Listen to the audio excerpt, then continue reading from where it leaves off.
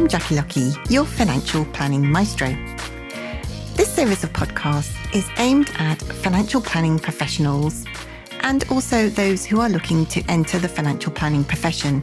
We will be talking during the podcast about all things certified financial planner certification related, talking to other CFPs around the world, and also we will be dropping in on some new entrants who've just entered the financial planning profession, and we'll be checking up along the way on a regular basis with them to see how they're getting on. I hope you enjoy today's podcast. Hello and welcome. I'm Jackie Lucky, your financial planning maestro, and welcome to today's podcast.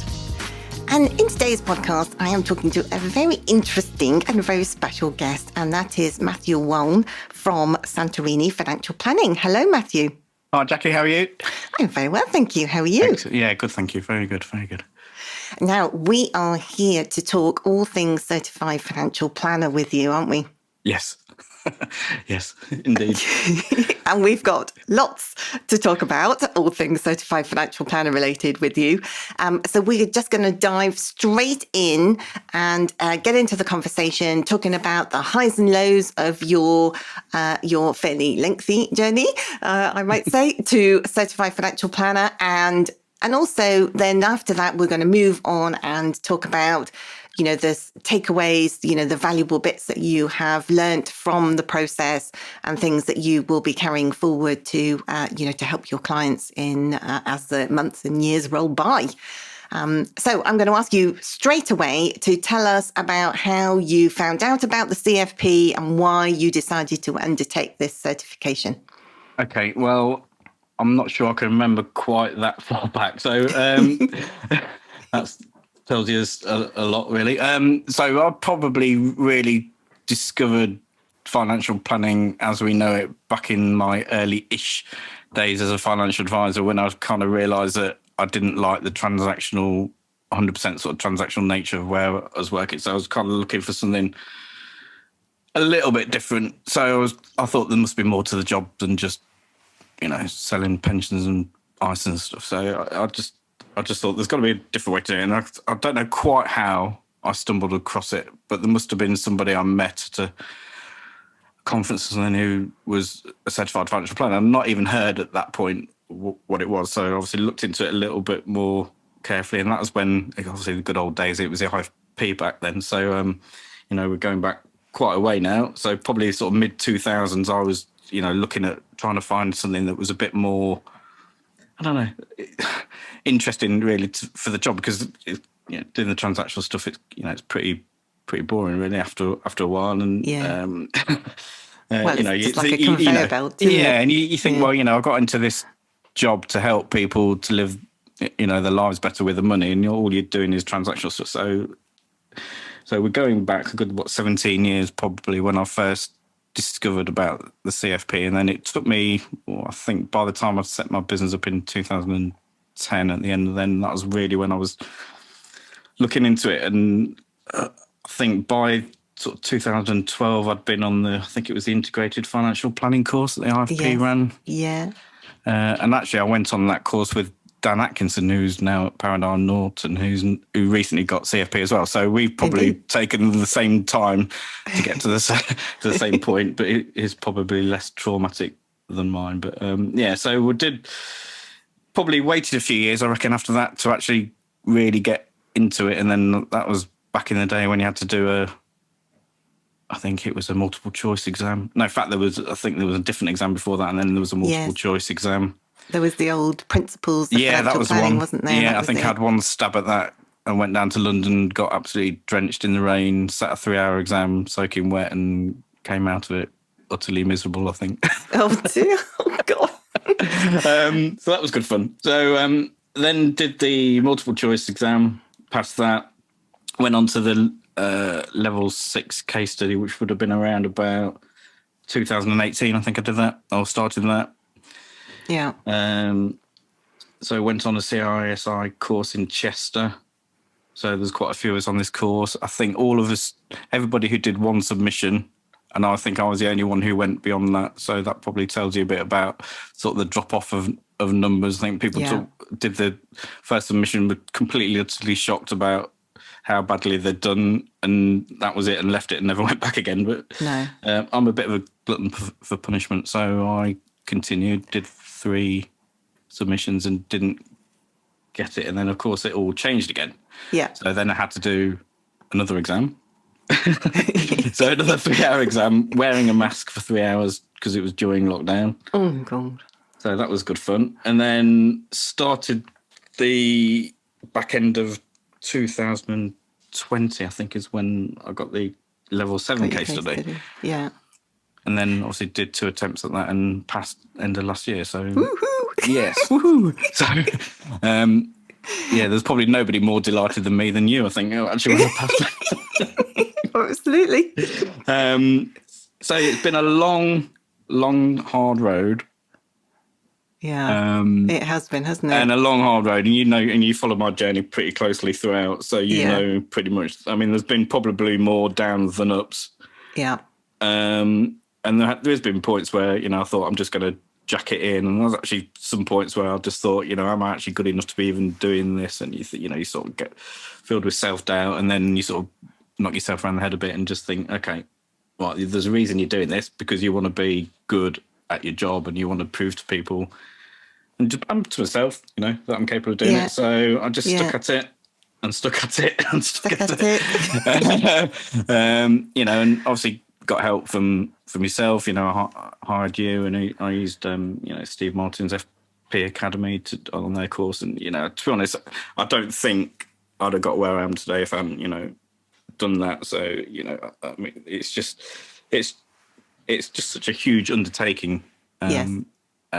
And it does, it can be quite a lonely period as well. There's so much work involved, but it's, now I'm back out the other end of it. I'm just thinking, I'm just so glad I stuck at it.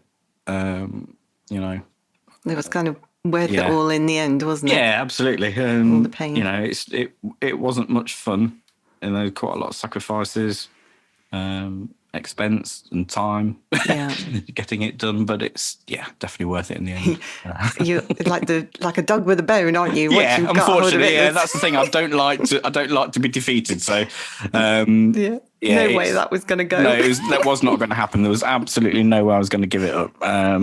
Even though there was points, I felt really low, and you just think, okay, this is not going to beat me. I am going to win and conquer this, and of course did in the end. But it's So tell us about some of the aspects of it that you found the hardest, perhaps, that you kind of had to rethink. Were there aspects that you had to rethink your approach, or was it a case of how you explained things that the assessors didn't like? What was happening? I mean, there was quite a combination of things. I mean, your favourite thing is talking about assumptions, and it's about absolutely nailing those and why you've chosen them, even down to things that you might need, such as annuity rates or life expectancy. You can all say, oh, the life expectancy is going to be 100, but then you've got to say, well, why? What's your reasoning for it? Why are you choosing these annuity rates? Based on what factors? You're using joint life annuities or level or indexed, and you've got to thoroughly explain all those bits. And I think the trouble is you go into the case study thinking a lot of things, and you think, well, I know it, so surely the assessors will know it. And of course, if you don't put it down or don't explain it, then I think the problem is a lot of people underestimate what is needed to go in it. And I certainly did. I thought, well, I'm pretty good at my job, I know what I'm talking about, and it just completely takes you by surprise, I think. But it's it does make you think. Makes you think, really. And the case studies are certainly a lot more complex than the level 6 ones. It's really there's so much to include, and quite a lot of the assumptions are now given for you as well. So actually make it easy for you in a way. But you've got to completely nail the assumptions, I think, before you do too much else in it. I think that was my problem, and I think that's where you sort of pulled me upon. Was okay, the body of the work is quite good, but then there's just big gaps in your assumptions, and Yeah. they all lead on to everything else. And that's, and that was a sort of a big eye opener for me. And I also think, just your Excel skills as well. I mean, I use Excel a lot, but I've never used them for, doing future values and present values, and you have to do kind a of mini lot of cash that. flow and all of that. Going backwards and forwards with your pension calculations and things like that. Yeah, and I think that's where the assumptions come in, isn't it? Because if you've got your assumptions, as we've talked about, if you've got that nailed down, then it makes the Excel spreadsheet build isn't an easy thing to do either. No. But it does make it easier because you know what numbers you're plugging in if your assumptions are nailed down. Whereas if neither are nailed down, then you've got too many moving parts, I think. Yeah, and there's an awful lot of bits in there. If you get your figures wrong, you'll need to change them. You have to completely rewrite the report, which makes it, very difficult, especially if when it's 60 pages and you're having to try to find all the figures that you're looking at. Yeah, and I think that is one of the trickiest things. I know that Joanna Redmonds, as she is now, she was saying on the Christmas edition of the podcast that actually one of her tips was for still a significant number of people fail their first attempt, their first submission for their financial plan, and she was saying try and find a way to highlight the changes that you're making in the second and perhaps third submissions, because a lot of people don't. They just kind of add in more words, and it's still quite hard for the assessor to find what's changed. Yes, I mean, I certainly went through with our highlighter on mine, just went through all the text that I knew was variable. So all the calculations and figures, and just went through it and made sure every time I double checked and treble checked just to make sure. But you change one thing on one of the spreadsheets, and then it just filters through. So you have to be really, really careful, because you've got to make sure it all adds up again at the end. So and that's right. And it's really easy, isn't it, to leave a figure in that you've written into the text when you've changed your spreadsheet. So your spreadsheets are correct. It's just that then your text doesn't completely reflect, only partially reflects what you've then resubmitted. Which is partly where I went wrong the first time, because I think I'd changed some of the spreadsheets and they didn't correlate with the text. Yes. Yeah. And I think it's also that kind of race to the end in the last few weeks as well, where when you're creating the plan, you're putting quite a lot of pressure on yourself. I mean, everybody is, not just you, but everybody is, aren't they, to try and make it the best that it can be. Yeah, absolutely. And, it is definitely a race against time. I think human nature is that we tend to leave things to the last minute anyway, so that never helps. I mean, I did make quite an early start on it, but I mean, I was, actually during the first submission wasn't a great time for me personally anyway, because I had my mum in hospital who was actually dying at that point. So, I probably shouldn't have even done the first submission, but I did it anyway, even though it was difficult. Again with the dog with the bone. I did it anyway. And, and sort of the period afterwards wasn't great either. No. So, but we had sort of lockdowns and what have you. So it was a good opportunity to actually do it. And, I locked myself away in a room, and family left me alone for quite a bit and managed to get it done. But it was, it is extremely time consuming. Yeah. I think, you can't underestimate the time. I think, I dread to think how many hours it I didn't count and put it up. Let alone hours, we're talking about months and months and months have sort of disappeared. But it is a challenge. There's a reason why there's only just under 1,000 CFPs in the country, is because it's extremely hard to do. And not everybody's got the time or the inclination or whatever to do it. And I'm quite lucky. My kids are not quite as young as they were when I first was embarking on it, and you can leave them alone for a few hours now, where they can entertain themselves, where when they were young you couldn't. So it's certainly been made easier with that, but when you're trying to run a business as well and all that goes along with it, and coach football teams and what have you, it's there's not many spare hours in the day. So. No, that's it. I think after all these years that we've known each other, I think you're probably my proudest achievement. Well, thank you. Yes, I'm probably the surprise I'm still sane, really. But yeah, yeah, absolutely. But when you told me that you'd passed, I mean, I was just absolutely jumping up and down, dancing around the kitchen and everything, just as I'm sure that you were as well. Yes, absolutely. I'm still on a bit of cloud nine, really. Now thinking about it, it probably hasn't completely sunk in until I see all the, look at the certificates and the little gold badges you get from CISI, and it just, the fact that I can now call myself a chartered wealth manager and certified financial planner and got, letters after my name, and it all looks great. And, that's when you think, I'm proud of what I've done. It's been difficult, but well, you should some tangible absolutely stuff. Be rightly proud of yourself. Yes. So looking back, what are the things, are there any aspects of going through that process that have, it's helped you change your business or improve your business, or perhaps challenge the way that, you apply some of that knowledge in real life, giving advice to clients now? Yeah, of course. I mean,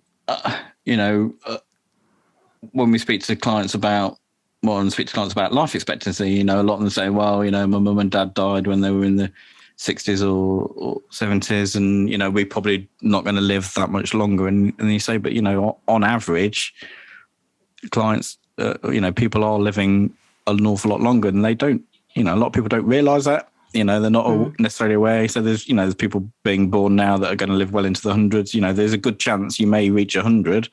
Okay, your quality of life and health may not be great, but, you're probably going to live in retirement for 20 or 30 years, maybe even, 40 years, and you've got to plan accordingly. You're not, you might not live as long as you think, but you have to plan on that basis that you're going to. So, for some people, it's a bit of a shock when you when you tell them that, your retirement is going to last nearly as long as your working life, and they don't realise that. So, that's been a huch change, hasn't it? Those kinds of conversations over the last 20 years or so. Yeah, absolutely. Yeah. And you're talking about, a lot of people don't understand their simple things like state pension benefits and how much they're going to be worth, and, what an annuity might look like, and, how that might compare against drawdown. And a lot of all these things that you have to do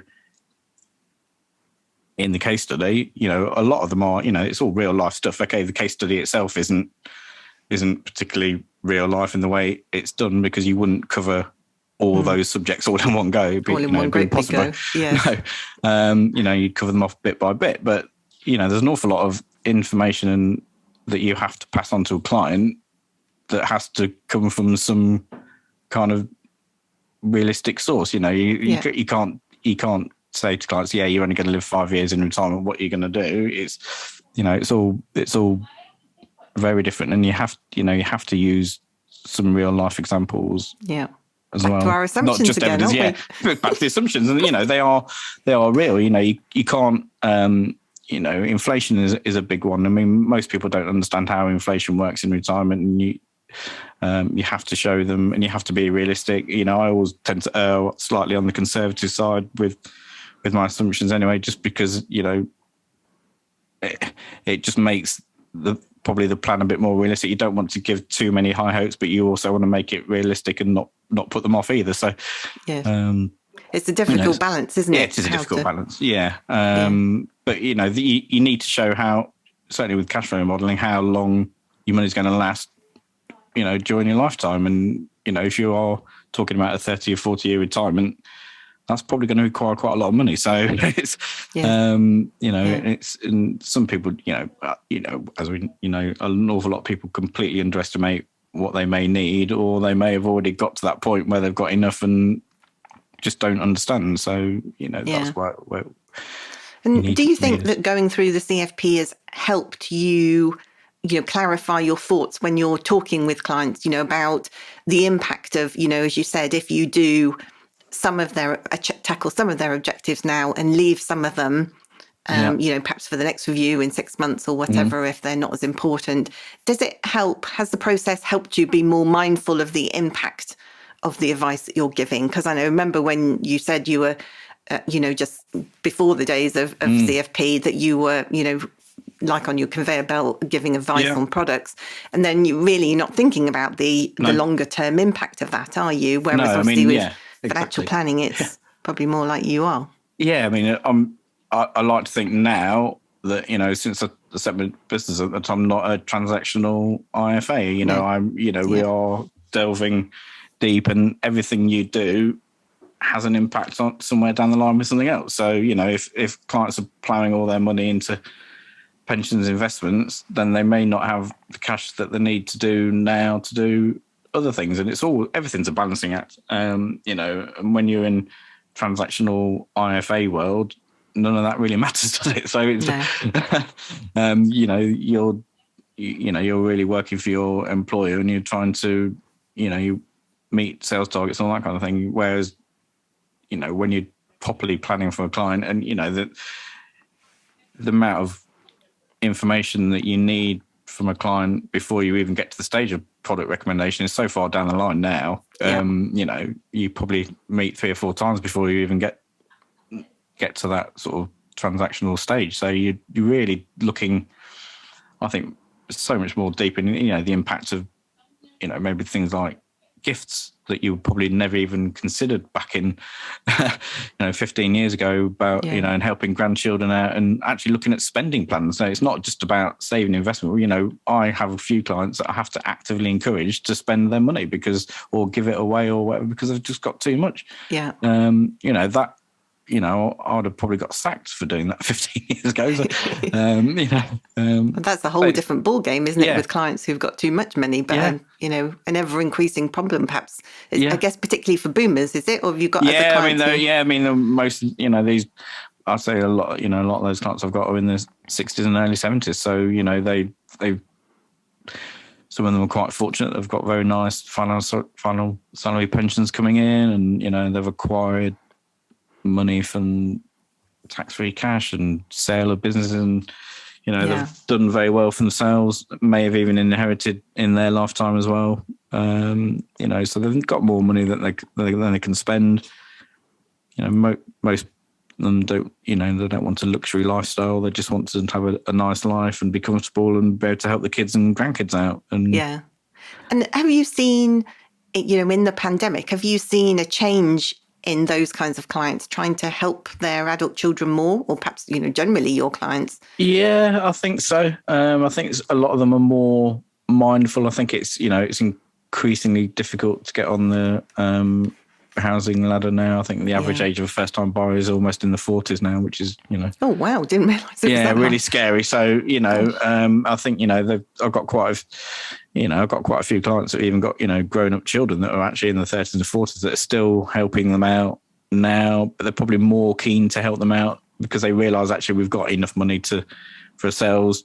Why should our kids have to wait 20 or 30 years to inherit it? Let's help them now while they really need it. Yeah. If they need to deposit for a house or whatever it is, then, we've got quite a few clients who actually got, some of the kids are going through like career changes and retraining as teachers and things like that who, have needed help with that training, and they've provided for that. So there's quite a few things. And I think, certainly with the pandemic, a lot of people have completely reviewed their needs. I think a lot of people have realised they can spend an awful lot less. Yeah.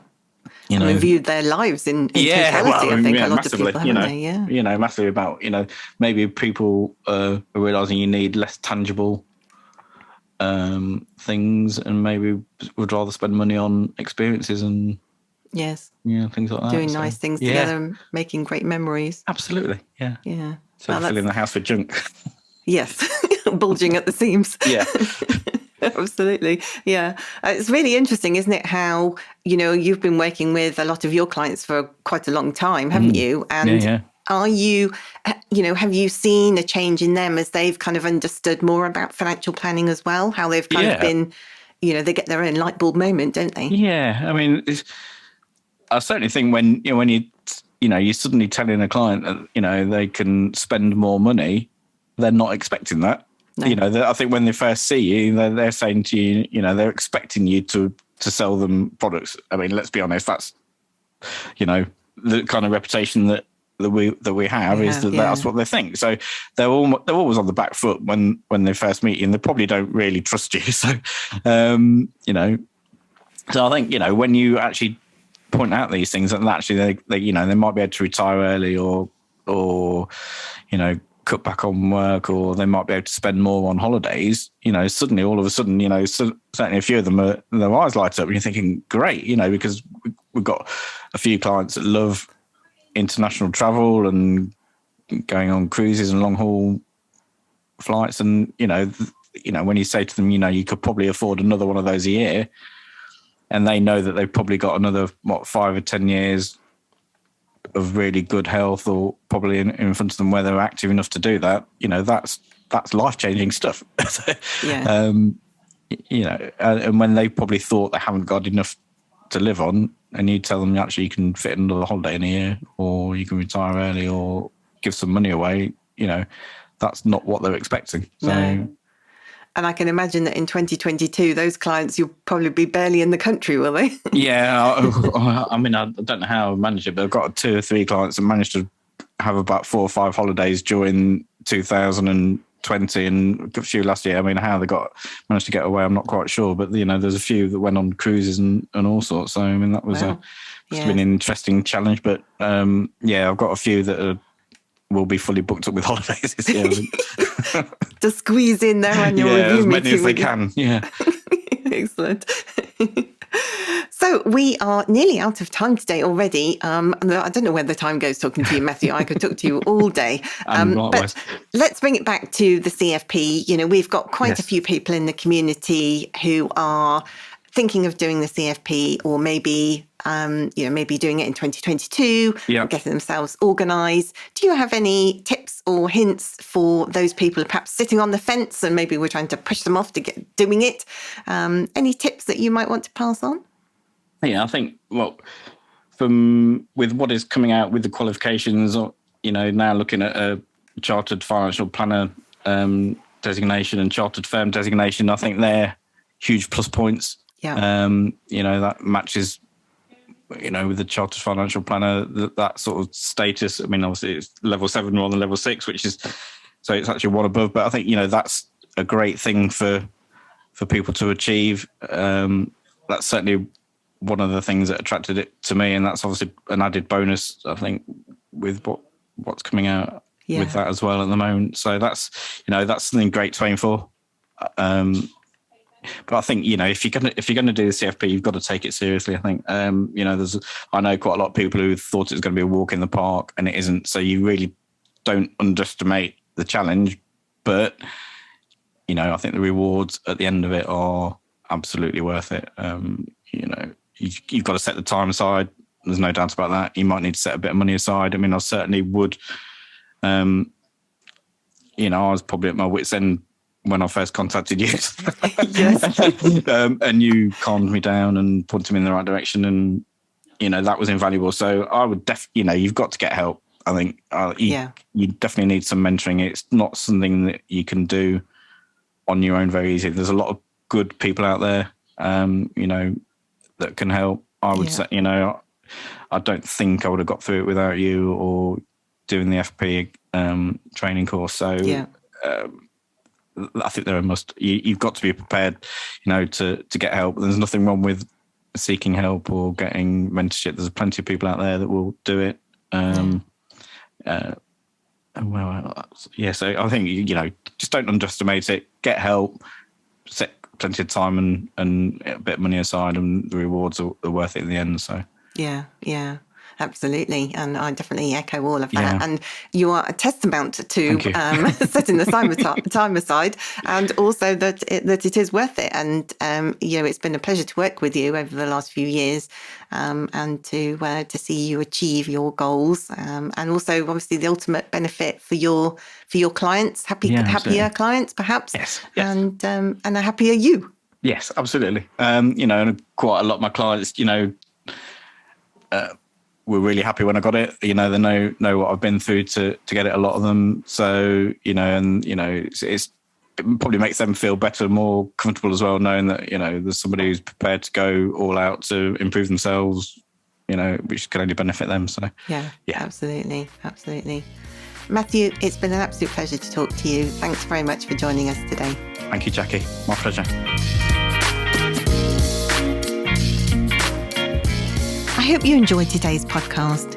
It's really interesting, isn't it, to listen to other people's points of view about different things, all relating to our wonderful financial planning profession. If you know anyone who might be interested in listening to any of these podcasts, please pass on our details to them. So that's it from me. Join me again next time when we'll be talking all things certified financial planner related, and also dropping in on our new entrants to the financial planning profession. Bye for now.